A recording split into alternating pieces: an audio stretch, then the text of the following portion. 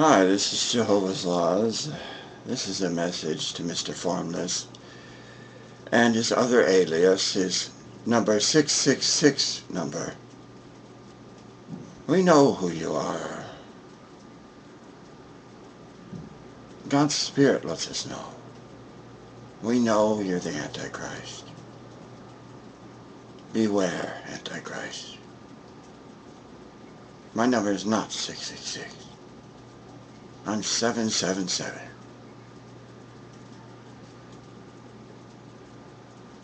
Beware, Antichrist,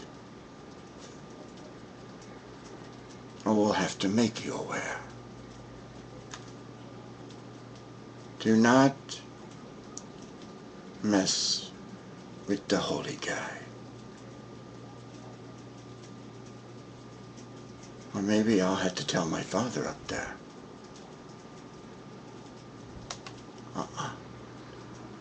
No way, Jose.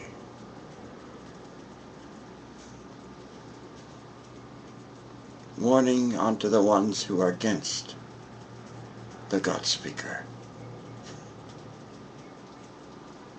The greatest commandment speaker on this world. And he's in your face right now. And you know it's true. There's no one else who even comes close to me, sir. Want to race through the commandments? I love to say them. They're easy. I challenge the entire world, especially Israel. Stop your fighting and start practicing. What if your Lord came and saw you fighting? Do you think he'd be happy about it? When you're supposed to love thy neighbor as thyself, you think he'd be happy with you? Throwing stones? And what? Why then did he have the scribes and Pharisees drop theirs if he's going to be happy with you throwing them? Come on! Why did he overturn the money changers' tables if he was happy with them making money off of him? Come on, world. Answer the question.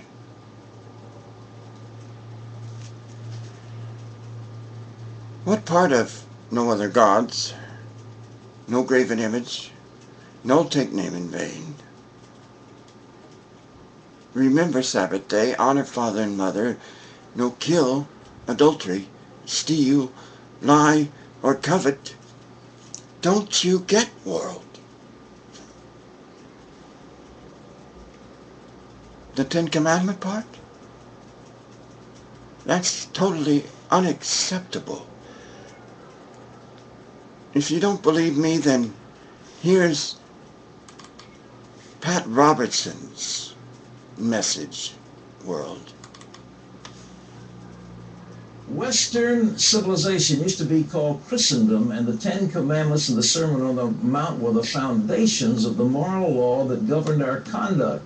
And we had a social contract among ourselves that recognized God as the author of our liberties, and then from that ordered liberty based on the Ten Commandments. Would you like to hear that again? But in today's society, it used to be called Christendom, and the Ten Commandments and the Sermon on the Mount were the foundations of the moral law that governed our conduct. And we had a social contract among ourselves that recognized God as the author of our liberties, and then from that. Are you following God's commandments, world? I've been speaking for them. Maybe you haven't noticed, but I'm the greatest at them. No, Pat doesn't know them as well. I do. I'm the one getting the stars for God up there. He's the one blessing me with that knowledge. I'll tell you what. Here's what you do if you think you're righteous. You in Israel, pick up one of those pens that are scary to write with and start writing His commandments. And then, wherever you record His name, He'll come unto you. And He'll bless you. Well, you better hope He blesses you. Huh. After throwing stones, you better hope that He blesses you. Long distance slap, Israel.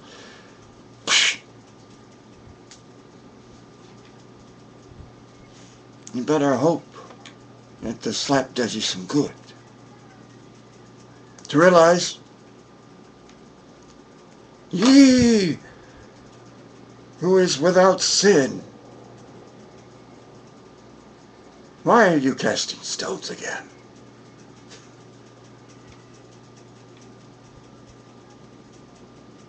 Don't you know God is the only one that can cast a stone at somebody? He's not going to use a stone. He's going to use an asteroid to cast at you. He can levitate them. He'll throw boulders at you. Biggest planets. Will you please start considering the commandments again before it's too late?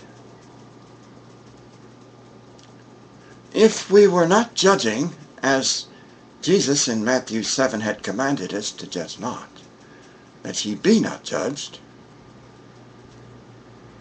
would we be casting stones at one another? If we're not judging and keeping that judge not commandment. Found on page 1305. Since I know the whole sermon, that's part of it, that's the last part. And I know the whole commandment page. God chose English this time, because English is the universal language, so now there's no excuse, now that we have a King James speaking for Him. Do you really want to go against those teachings now that it's in English? Now that He's made it plain? How much plainer do you want it? Listen to Pat again. An ordered liberty based on the Ten Commandments. But in today's Western civilization, used to be called Christendom, and the Ten Commandments and the Sermon on the Mount were the foundations of the moral law that governed our conduct. And we had a social contract among ourselves that recognized God as the author of our liberties, and then from that, ordered liberty based on the Ten Commandments.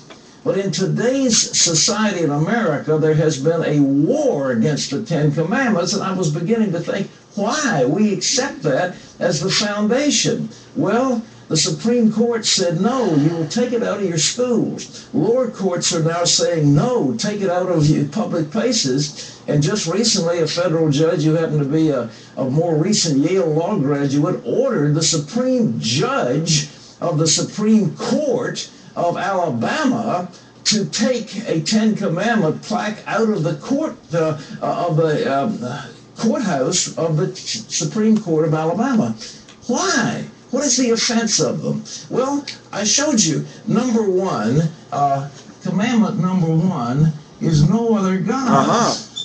And that meant that Jehovah, the God of the Bible, was supreme, and there would be no other God. We would worship no other God than Him, because He's the